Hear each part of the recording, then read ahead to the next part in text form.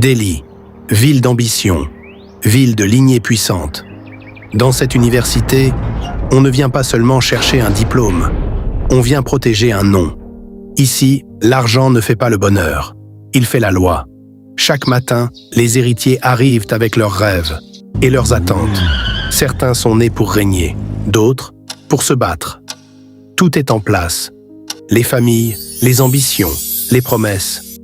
Et pourtant, personne ne sait encore qu'un simple souffle peut faire vaciller un empire. Au cœur de la maison Singh, les premiers grands transporteurs du pays possèdent les routes d'importation et d'exportation en allant du terrestre au maritime. Ce matin-ci, le silence est aussi froid que le marbre. Raphaël Singh, le chef de la famille, parle sans lever les yeux de son journal, s'adressant à son fils Man Singh. « Cette année est décisive, Man. Tu vas te graduer en gestion de logistique.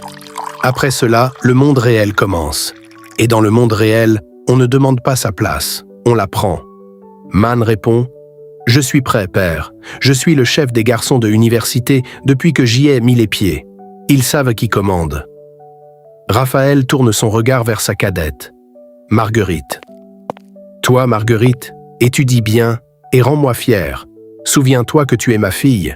Ne laisse jamais personne te marcher dessus.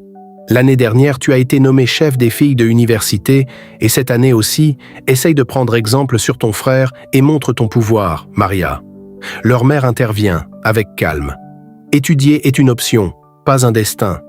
Vous n'êtes pas de simples étudiants. Vous êtes ici pour régner. Toi, ma fille, une fois que tu épouseras Karan Mehta, tu seras la reine de tout. Tu es avec lui depuis maintenant 3 ans. Il est éperdument amoureux de toi. » Marguerite répond avec satisfaction.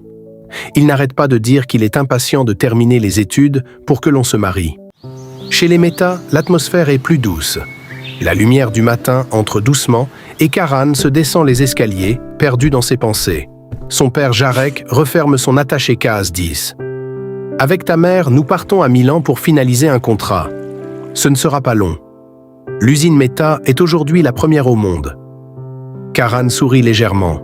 « J'espère que vous ferez bon voyage. » Son père pose une main sur son épaule. « Ne sois pas comme ça. Tout cela t'appartiendra bientôt. Comporte-toi comme un prince. » Sa mère Tania s'approche et l'embrasse tendrement. Le chauffeur t'attend. Karan prend son sac. « Bon voyage. » Il sort avec l'allure d'un prince qui hésite encore à accepter sa couronne. Tout est en place, les héritiers, les attentes, les promesses. Et pourtant, personne ne sait encore qu'un simple souffle peut faire vaciller un empire.